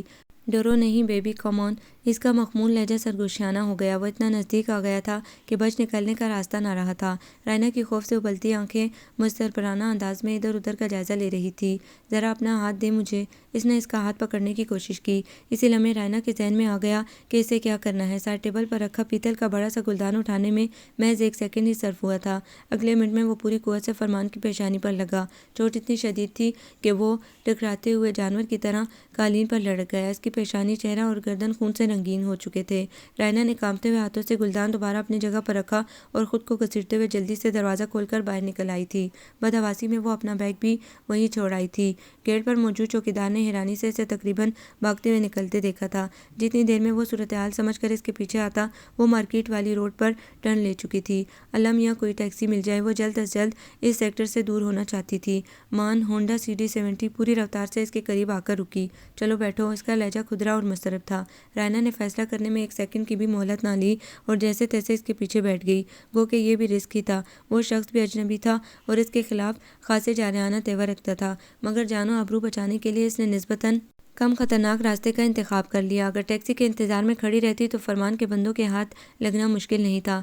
خدا جانے وہ مردود مر گیا ہے یا، اور اگر سچ مچ وہ ہلاک ہو گیا تو اسے سوچ کر ہی جرجری آ گئی۔ مجھے کیا خبر تھی اس ایریا میں اس کی رہائش گاہ ہوگی۔ جلد ہی وہ لوگ پشاور موڑ پہنچ گئے۔ مارکیٹ کے قریب قابل ریسٹورنٹ کے آگے اس نے بائک روکی تھی۔ چلو آؤ، میں نہیں اتروں گی، مجھے اپنے آفس جانا ہے۔ مجھے بھی غیر عورتوں کو ساتھ لے کر ہوٹلوں میں خوار ہونے کا شوق نہیں ہے۔ کچھ بات کرنا ہے تم سے۔ آپ کیا چوراہے پر کھڑا ہو جاؤں تمہارے ساتھ؟ وہ برس پڑا۔ رائنا گڑبڑا کر اس کے ہمراہ اندر آ گئی۔ دل ہی دل میں جل بن رہی تھی۔ بھلا میں کیوں خواہ موصوف کے روب میں آ رہی ہوں؟ بڑا آیا میرا چاچا ماما۔ اسے اپنی بے بس کیفیت بالکل بھی اچھی نہیں لگ رہی تھی۔ کچھ بچا لائی ہو یا گوا آئی ہو اپنا آپ؟ وہ کرسی پر بیٹھتے ہوئے بڑی چپتی نظروں سے اسے ٹٹول رہا تھا۔ رائنا کی ہتھیلیوں میں پسینہ اتر آیا۔ وہ ہونٹ چباتے ہوئے سر جھکا کر انگلیاں مسل رہی تھی۔ چہرہ احساس شرمندگی سے سرخ ہوا جا رہا تھا۔ ایسا کچھ نہیں ہوا۔ بہت طاقت لگا کر اس نے مضبوط اور ٹھوس لب و لہجہ اختیار کیا تھا۔ پورا واقعہ بیان کرو۔ اس کے چہرے سے سکون اور اطمینان چھلکنے لگا۔ رائنا نے مختصراً بتا دیا کہ موصوف کی جسارت پر اس نے کیا حکمت عملی اپنائی۔ اس سے پہلے کہاں ملا تھا تم سے؟ وہ کس دلے سے اسے تم کہہ کر مخاطب کر رہا تھا۔ رائنا کو تیش تو آیا، مگر صبر کے گھونٹ بھر کر چپ رہی۔ جس دن میری کمرشل ایریا میں ڈیوٹی تھی، اس کے تیور مجھے اسی دن کھٹک گئے تھے، اسی لیے اس کی چکنی چپڑی باتوں میں آنے کے بجائے جان چھوڑا کر آ گئی تھی۔ تمہیں سازش سے پھنسایا گیا ہے، مگر کمال حماقت یہ ہے کہ تم ابھی تک سامنے کا بندہ نہیں دیکھ سکی۔ کون لیاقت صاحب؟ اسے خیال آیا نہیں وہ محض کاغذ کے شعر ہیں، پس پردہ دوسرے لوگ ہیں۔ اس نے ذومانیت سے کام لیا۔ دوسرے کون؟ رائنا الجھ گئی، پھر چونک کر اس کی صورت دیکھنے لگی۔ مگر آپ کو یہ سب کیسے معلوم ہوا اور آپ F11 کس طرح پہنچے؟ سب سے پہلے پوچھے جانے والے سوال کا خیال اسے اب آیا تھا۔ آپ اپنی آنکھیں کھلی رکھیں تو آپ کو دوسرے بھی نظر آئے نا، وہ طنزاً بولا، پھر اٹھ کھڑا ہوا۔ چلو مجھے دیر ہو رہی ہے۔ اور پھر جب اس نے آفس کے عین سامنے پارکنگ لاٹ میں موٹر بائیک روکی تو اپنی گاڑی کی طرف بڑھتی ہوئی ثنا نے انتہا درجے کی تحیر سے ان کی سمت دیکھا تھا۔ وہ اسے ڈراپ کر کے فوراً واپس ہو لیا۔ یہ تمہیں کہاں مل گیا اور اس نے تمہیں اپنے ساتھ بٹھانا کیسے گوارا کر لیا؟ ثنا کے لہجے سے استجاب ٹپک رہا تھا۔ رائنا کوئی بات نہ بنا پائی، کیا بتائے اور کیا کہے۔ اس نے ثنا کے تعجب پر دھیان نہیں دیا تھا۔ وہ اس سدھڑ بن میں لگی ہوئی تھی کہ ثنا کو سارا واقعہ بتانا چاہیے یا نہیں۔ دوسرے دن اس کی آف تھی۔ اس سے اگلے روز ڈیوٹی پر آئی تو اندر سے خوفزدہ سی تھی، کسی انہونی کے ڈر سے ادموئی ہوئی جا رہی تھی۔ رائنا ادھر آؤ، ثنا کے پکارنے پر وہ متوجہ اس کی ٹیبل کے پاس آ کر رک گئی۔ تمہارے ساتھ کیا ہوا تھا پرسوں؟ اس کا لہجہ بے حد نرم تھا مگر نظریں گہرائی تک جانچنے کی صلاحیت رکھتی تھی۔ پرسوں؟ اس کا سانس حلق میں اٹکنے لگا۔ کچھ بھی نہیں، اس نے جلدی سے تھوک نگل کر کہا، مگر فرمان صاحب کے ملازمین کا خیال کچھ اور ہے۔ ان کے مطابق تم نے کمپنی کے پروڈکٹ متعارف کروانے کے بہانے گھر میں گھس کر فرمان صاحب پر قاتلانہ حملہ کیا اور پھر انہیں زخمی حالت میں چھوڑ کر فرار ہو گئی۔ گیٹ کا چوکیدار اور مالی گواہ ہیں اس واقعے کے، انہوں نے تمہیں آتے جاتے دیکھا تھا۔ رائنا کا سانس اوپر کا اوپر اور نیچے کا نیچے رہ گیا۔ یہ الزام ہے مس ثنا، اصل واقعہ کچھ اور ہے۔ میں وہی پوچھ رہی تھی۔ ثنا کے لہجے میں تلخی آ گئی۔ رائنا نے ہامتے کامتے سارا احوال کہہ سنایا۔ لیکن تمہاری بات کی سچائی پر کون یقین کرے گا؟ وہ فرمان صاحب تو تمہارے خلاف پرچہ کٹوانے کا ارادہ رکھتے ہیں۔ ثنا کا چہرہ گمبھیر ہو گیا۔ کیا؟ اس کے آنکھوں کے آگے اندھیرا چھانے لگا۔ لاکھ بہادر اور بولڈ صحیح تھی تو لڑکی جسے غم روزگار کے ہاتھوں پہلی مرتبہ گھر سے باہر نکلنے کا اتفاق ہوا تھا، وہ اتنی زمانہ شناس بہرحال نہ ہوئی تھی کہ شاطرانہ چالوں کو سمجھ سکتی۔ تم چاہو تو ان سے مل کر معذرت کر کے معاملہ سنبھال سکتی ہو۔ ثنا گہری نظروں سے اسے دیکھ رہی تھی۔ وہ بہت غصے میں ہے مگر تمہاری معذرت سے ہو سکتا ہے مان جائیں۔ مرد کو پٹانا کون سا مشکل ہوتا ہے؟ آئی ایم سوری، میں ان کی خوشنودی کے لیے یہ سب نہیں کر سکتی۔ اس نے صاف انکار کر دیا۔ سوچ لو، معاملہ بگڑ بھی سکتا ہے۔ 2 گھڑی کی چاپلوسی اور خوشامد عمر بھر کی بدنامی سے بہرحال کم تکلیف دہ ہے۔ اس نے جیسے نتائج سے ڈرایا۔ رائنا مخمصے میں پڑ گئی۔ نہ جائے رفتن نہ پائے مندن، میں دوبارہ اس مکار بھیڑیے کی شکل بھی نہیں دیکھنا چاہتی۔ وہ بے بسی سے گویا ہوئی۔ تمہارا رویہ کمپنی کے سودے پر بھی اثر انداز ہو سکتا ہے۔ فرمان صاحب نے ہم سے ایک اہم ڈیل کی ہے، تمہارے انکار کی صورت میں وہ کینسل ہو سکتی ہے۔ ثنا بے نیازی سے کاغذات پر جھک گئی تھی۔ کچھ بھی ہو، میں دوبارہ اس کے پاس نہیں جاؤں گی۔ وہ دل ہی دل میں تہیہ کر چکی تھی۔ اب تو قسمت سے بچ نکلی تھی، دوبارہ گئی تو شاید کبھی واپس نہ آ سکوں۔ اس سے تو بہتر ہے میں ملازمت چھوڑ دوں۔ پھر اس نے فیصلہ سنا دیا۔ ہماری کمپنی کا اصول ہے کہ جاب چھوڑنے سے 15 روز پہلے نوٹس دینا ہوتا ہے تاکہ ہم بروقت متبادل کا انتظام کر سکیں۔ جو اس نے اپنی خواہش کا اظہار کیا، آگے سے ثنا کا ٹکڑا تو جواب اس سے برف بنا گیا۔ گویا اب مزید 15 روز تک ڈیوٹی پر آنا تھا، تبھی نجات مل سکتی تھی۔ میں آج ہی نوٹس دے دیتی ہوں۔ تم نے اپنی حماقت سے فرمان صاحب سے بگاڑ پیدا کیا ہے۔ کمپنی کا اس میں کوئی ہاتھ نہیں ہے۔ اب یا تو نتائج بھگتو یا پھر فرمان صاحب سے مل کر معاملے کو یہیں ختم کروا دو، مرضی ہے تمہاری۔ ثنا کے اس طرح غیر جانبدار بن جانے پر اسے بہت دکھ ہوا۔ اس نے لفظی ہمدردی بھی نہیں جتائی تھی۔ اسے اس وقت ماں کی مہربان آغوش کی طلب بری طرح ستا رہی تھی۔ ثنا انٹرکام پر سر کی ہدایت سن رہی تھی۔ طاہرہ اسفندیار صاحب سے کہو، سر اپنے آفس میں بلا رہے ہیں۔ اس نے فون رکھ کر ریک چاٹتی طاہرہ کو آواز لگائی۔ رائنا مرے مرے قدموں سے اپنی سیٹ پر بیٹھ گئی تھی۔ دماغ سوچوں کی آماجگاہ بنا ہوا تھا، کہاں جاؤں اور کس سے شریک راز کروں۔ اسی ثانیے ایک صاحب تیز تیز قدموں سے ہال کمرے میں داخل ہوئے۔ رائنا نے یوں ہی اچرتے سی متجسس نگاہ ڈالی، یہ دیکھنے کے لیے کہ آخر یہ اسفندیار صاحب کیا چیز ہیں جس کے اتنے چرچے سنے ہیں۔ چوڑے شانے، لمبا قد، گندمی رنگت، کھڑی ناک، بیزار سا سپاٹ موڈ۔ او مائی گاڈ، میں کتنی نادان ہوں، سامنے کی بات نہ جان پائی۔ اسے اپنی حماقت پر جی بھر کر افسوس ہوا۔ وہ اپنی ڈیوٹی پر جاتا تھا اور وہ سمجھتی رہی تھی کہ اس کا پیچھا کر رہا ہے، اس لیے تو وہ کمپنی کے لوگوں کو جانتا تھا۔ کمپنی کے مرکزی گیٹ سے کچھ آگے جا کر اس کا بائک بلڈنگ کے اگبی گیٹ کی طرف مڑ جاتا تھا۔ وہ چونکہ پروڈکشن کے شعبے میں تھا، اسی لیے براہ راست سامنے کا اتفاق ہونا مشکل ہی تھا۔ دیوار کے اس پار کا منظر آج واضح ہوا تھا۔ تو یہ تھا اسفندیار، مگر اس کی وہ پر اسرار باتیں، تنبیہی انداز، ڈانٹ ڈپٹ، بلکہ جھڑکیاں، وہ کس مقصد کے تحت اس کی نگرانی کر رہا تھا، اس کے مفادات کا خیال رکھ رہا تھا۔ ایک گرہ کھلی تو دوسری پڑ گئی۔ وہ ادھر ادھر دیکھے بغیر باس کے کمرے میں داخل ہو گیا تھا۔ 1 منٹ اسفند۔ 15 منٹ بعد وہ باہر آیا تو کاؤنٹر پر موجود ثنا نے مخاطب کیا، یہ کچھ پیپرز ہیں، ان کے حسابات کچھ گڑبڑ ہیں۔ تم چیک کرو ذرا، صاف لگ رہا تھا کہ محض روکنے کا بہانہ ہے، کسی ملازم کے ہاتھ میرے کمرے میں بھجوا دے، میں دیکھ لوں گا۔ وہ رکے بغیر آ کے نکل گیا اور دیکھتے ہی دیکھتے ہال سے باہر تھا۔ احساس توہین سے وہ ایک دم سرخ ہو گئی۔ شاید ایک وجہ رائنا کی موجودگی بھی تھی۔ اب ایسی بھی کیا بے مروتی، بندے کو کچھ تو خیال رکھنا چاہیے، مینرز۔ رائنا نے بدمزگی سے سوچا تھا، اس کی ہمدردیاں ثنا کے ساتھ تھیں۔ اتنی اہم بات تم آج بتا رہی ہو مجھے؟ امی سنتے ہی دل تھام کر رہ گئی تھی۔ انہیں اس بات کا کلک ہو رہا تھا کہ رائنا نے شروع دن سے ہی سارے معاملے سے باخبر کیوں نہ کیا۔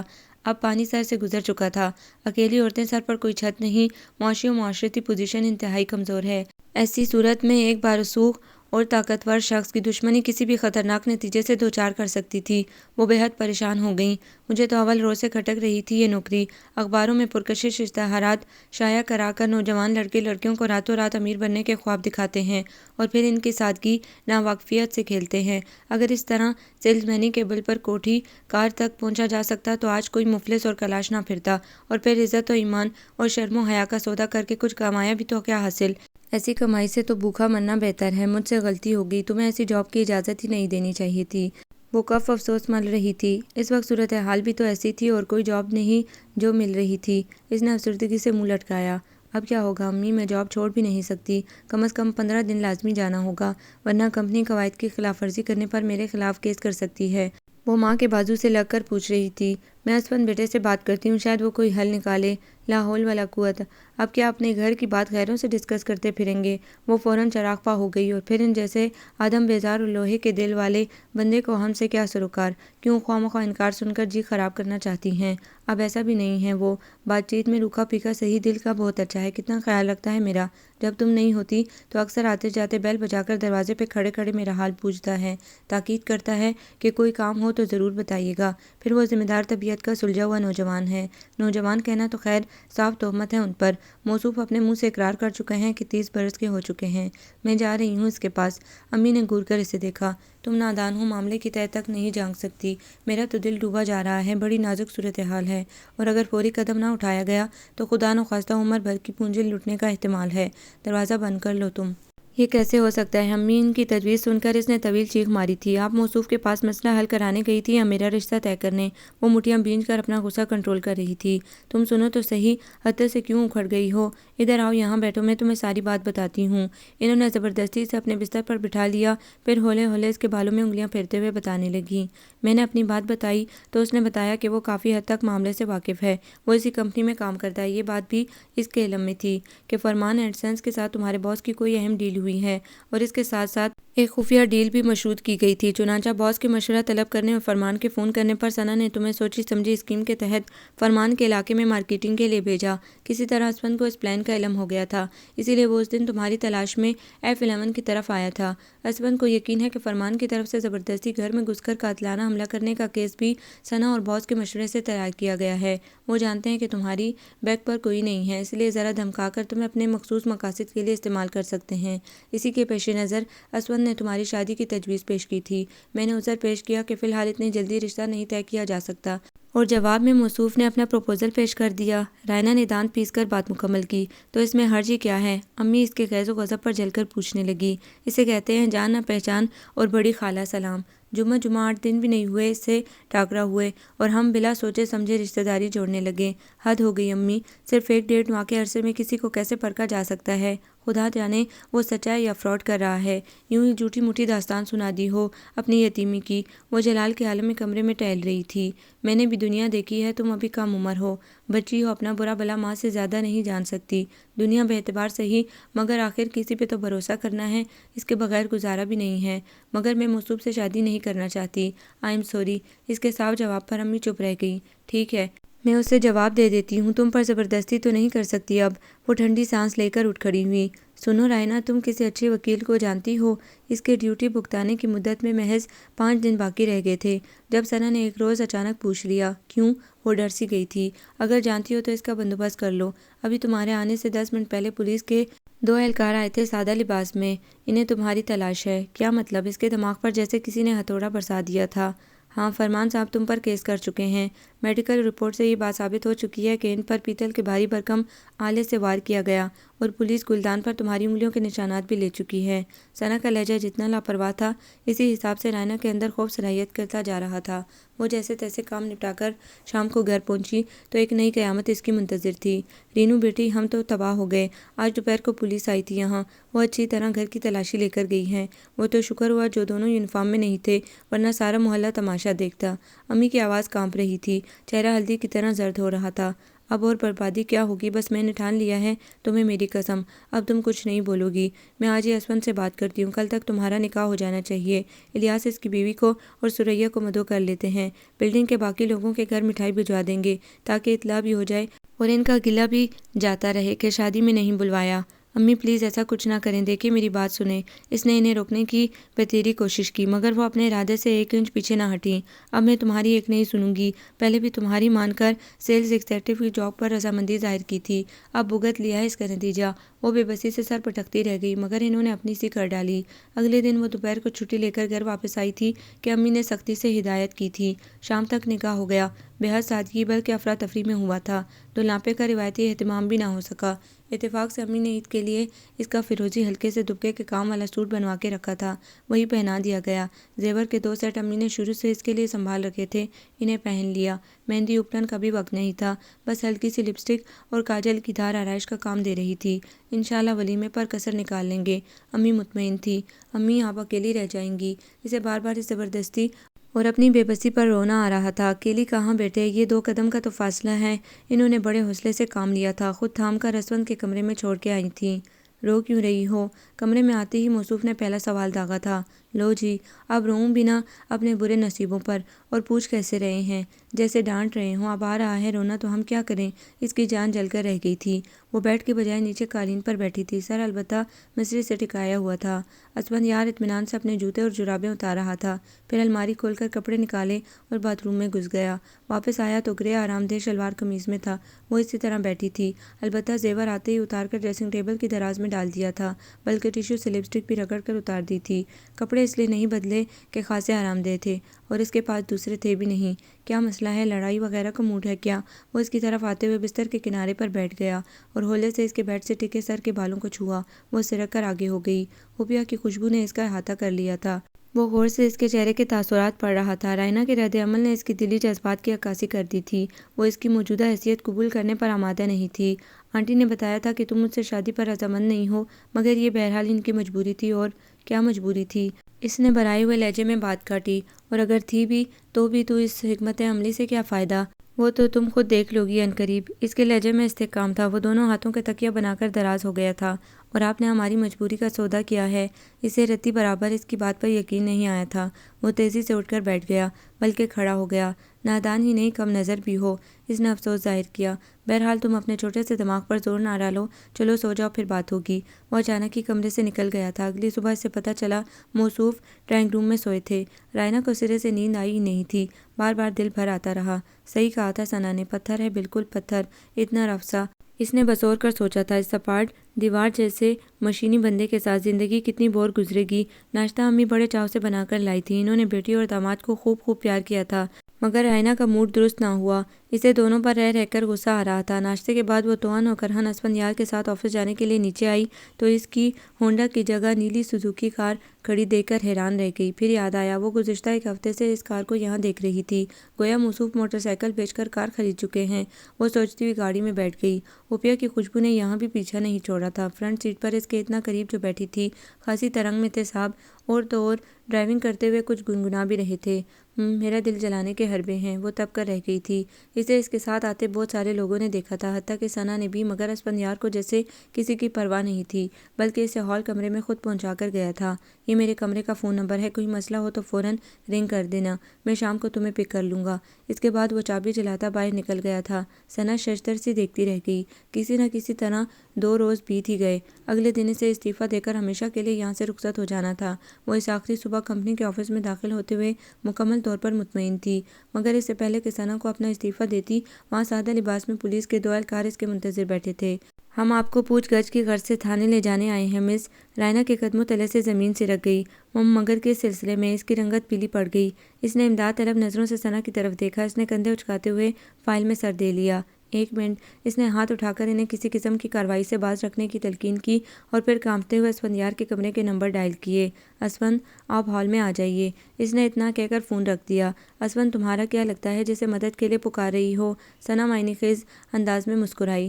اس کا جواب وہ خود دیں گے، رائنا نے سپاٹ لہجے میں کہا، اور ثنا کو زیادہ انتظار نہیں کرنا پڑا۔ وہ سیدھا اس کی ٹیبل کے پاس آیا تھا جہاں دو سادہ لباس والے کھڑے تھے۔ جی کیا مسئلہ ہے؟ اس کا انداز دو ٹوک اور قطعی تھا۔ ہم انہیں ایک کیس کے سلسلے میں اپنے ساتھ پولیس اسٹیشن لے جانے آئے ہیں، ایک سپاہی نے بے نیازی سے جواب دیا۔ پولیس اسٹیشن یا فرمان صاحب کے بنگلے میں؟ اس کا چبھتا ہوا درست لب و لہجہ اہلکاروں کے ساتھ ثنا کو بھی چونک آ گیا۔ کیا مطلب ہے آپ کا؟ دونوں اہلکاروں کے چہرے گھبراہٹ سے تر ہو گئے۔ مطلب بھی سمجھا دیں گے، کیا آپ مجھے اپنے کاغذات دکھانا پسند کریں گے؟ اس کا لہجہ پرسکون تھا۔ کیسے کاغذات؟ ایک نے اکھڑے ہوئے انداز میں رعب جمانے کی کوشش کی، مگر اس کا چہرہ بے اعتمادی کا اشتہار بنا ہوا تھا جس کی بنا پر آپ کو پولیس اہلکار سمجھا جا سکے۔ اسفندیار انتہا درجے کے سیلف کنٹرول سے کام لے رہا تھا۔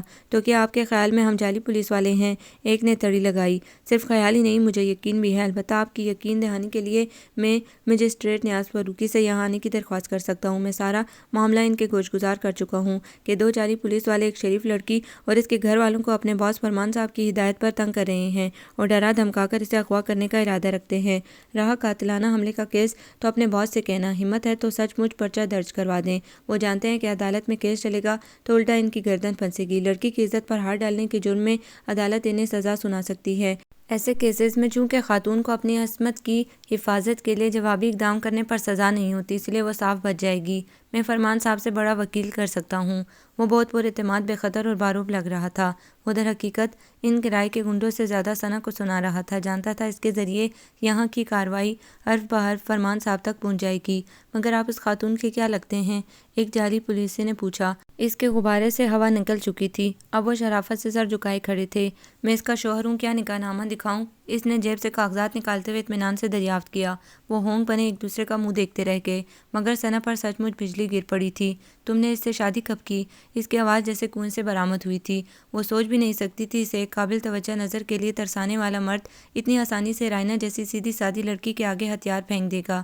آپ تاریخ پڑھ سکتی ہیں، ویسے 4 دن گزر چکے ہیں۔ اس نے نکاح نامہ ثنا کی ٹیبل پر رکھ دیا، جسے بغور ملاحظہ کرتے ہوئے اس کا چہرہ دھواں دھواں ہونے لگا۔ بے شک اس نے اسے پانے کے خواب نہیں دیکھے تھے، مگر اتنا تو یقین تھا کہ میرا نہیں ہے تو کیا ہوا، کسی اور کا بھی تو نہیں ہے۔ اب یہ خوش فہمی بھی دم توڑ گئی تھی۔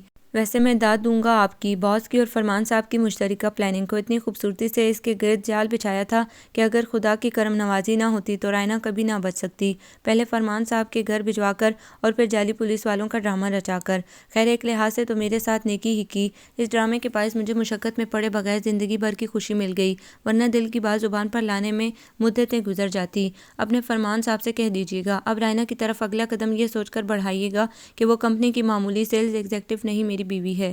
وہ بزدل چوہے واپس جا چکے تھے، لمحوں میں صورتحال بدل چکی تھی۔ اسفندیار کو باس کا انتظار تھا، ان کے آتے ہی اپنا اور رائنا کا استعفیٰ انہیں تھما دیا۔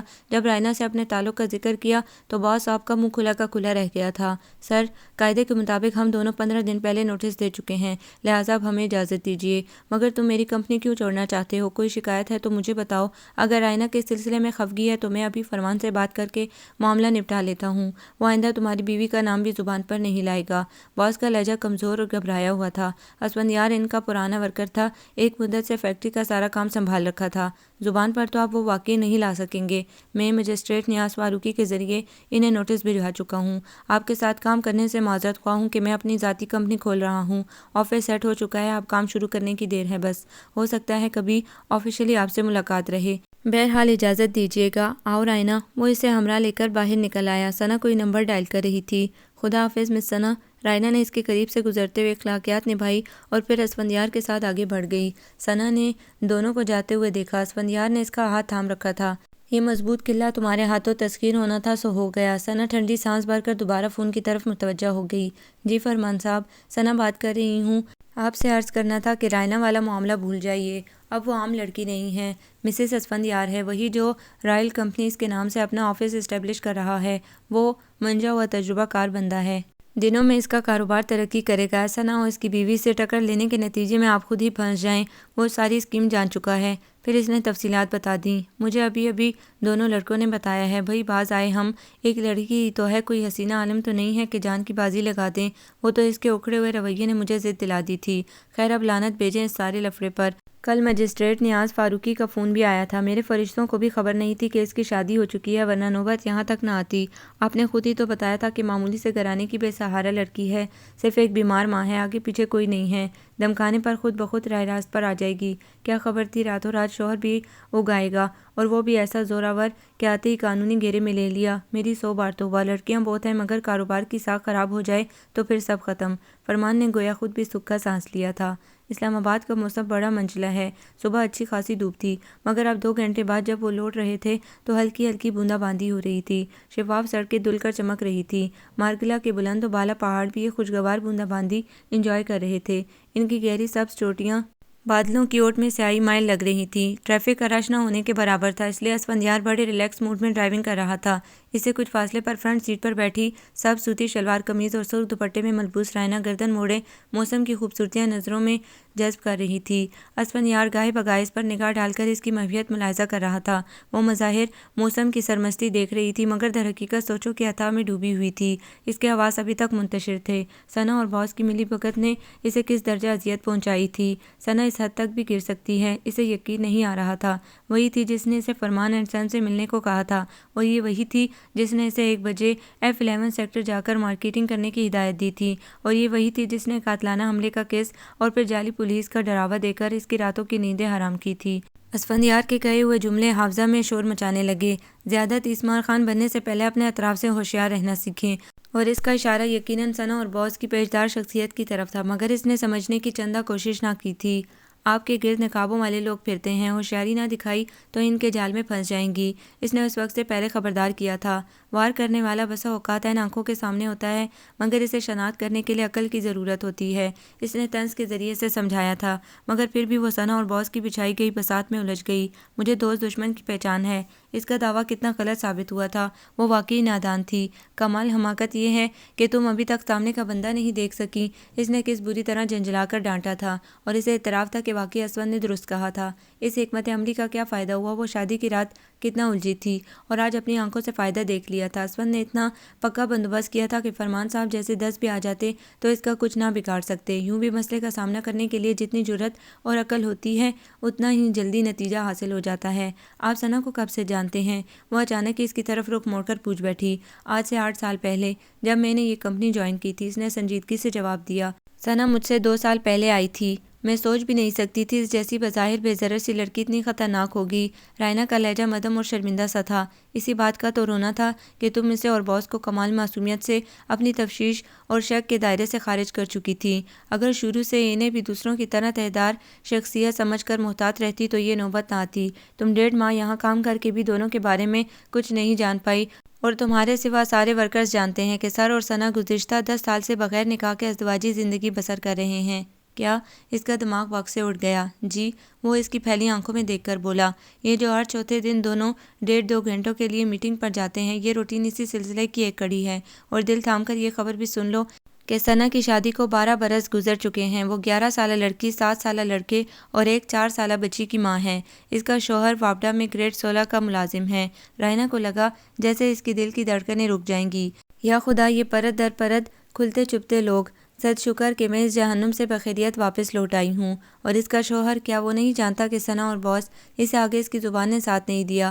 اس کا سر بے اختیار جھک گیا تھا۔ عورت کا یہ کون سا روپ تھا؟ ایک بیوی، ایک ماں ہوتے ہوئے عصمت و عفت کے ہر تصور سے کوسوں دور تھی۔ جبھی تو ثنا نے رائنا کو ہدایت کی تھی کہ شرم و حیا اور جھجک سے کام نہیں لینا چاہیے۔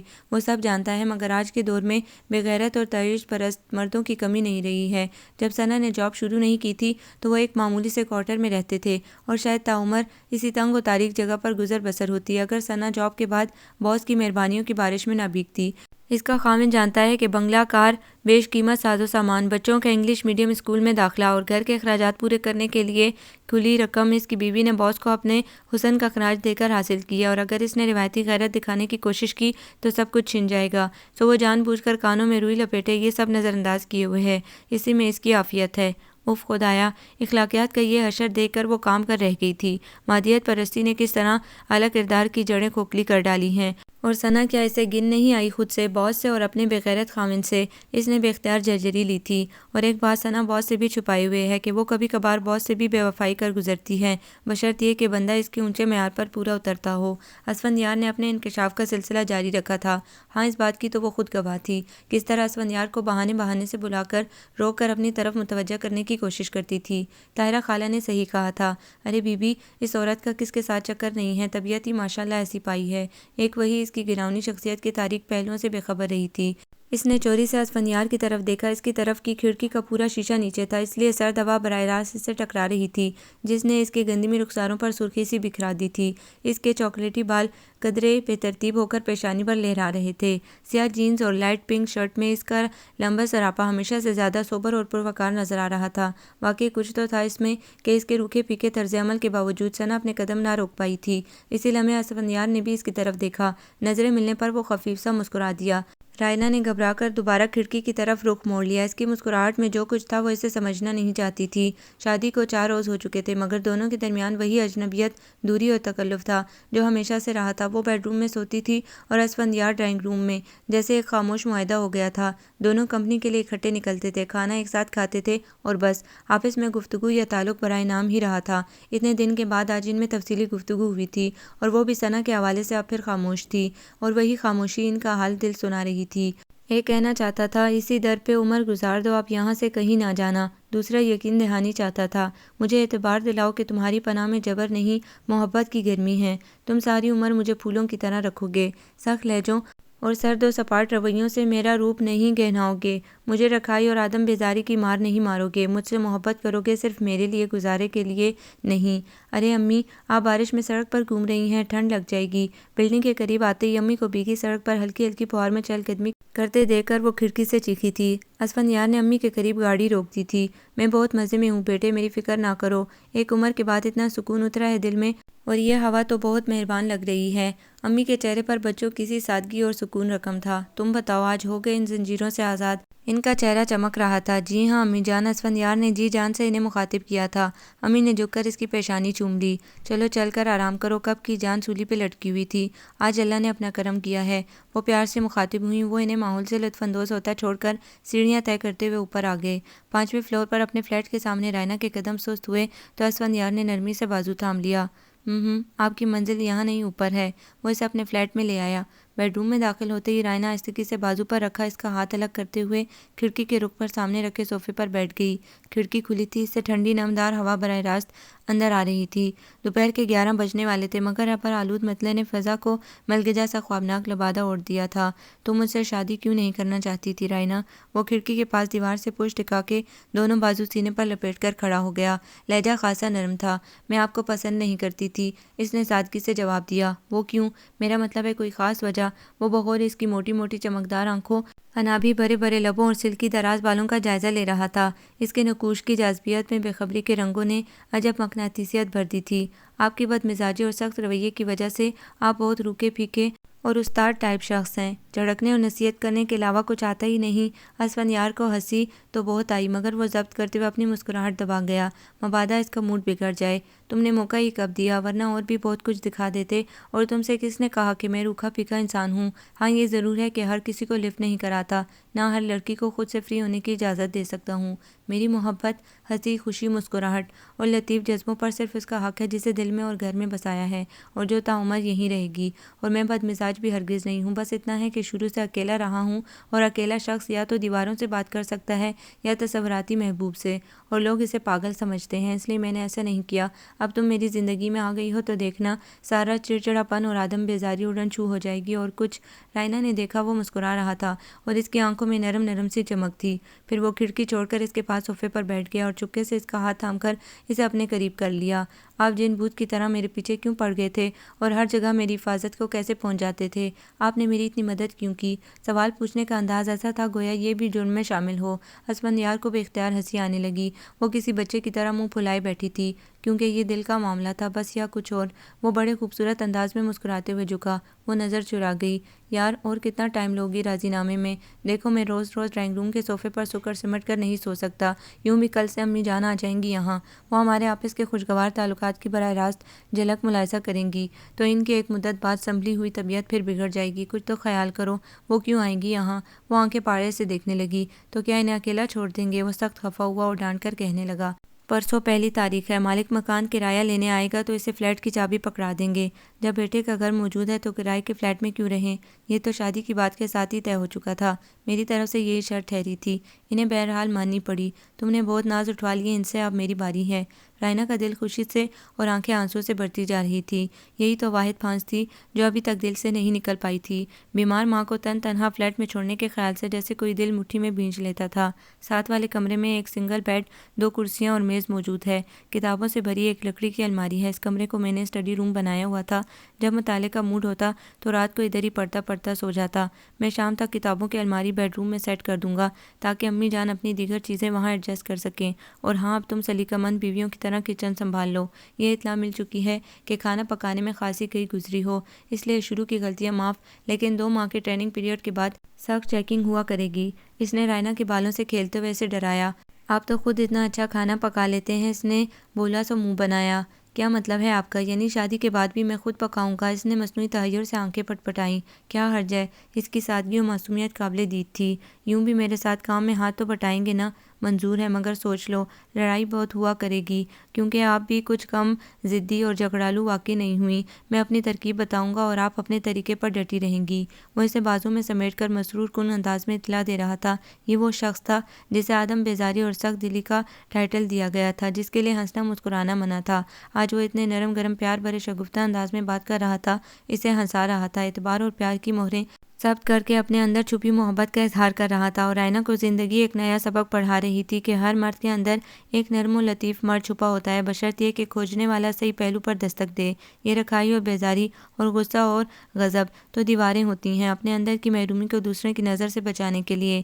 دیوار کے اس پار ایک موم کا پتلا ازل سے اپنے من پسند فنکار کا منتظر رہا ہے، اور وہ جانتی تھی اس کی خوشباش رفاقت اسفندیار کی زندگی کی ہر محرومی کا ازالہ کر دے گی۔ اب اسے کسی دیوار کی ضرورت نہیں رہے گی، کہ اب ہر منظر صاف و شفاف اور واضح ہو گیا تھا۔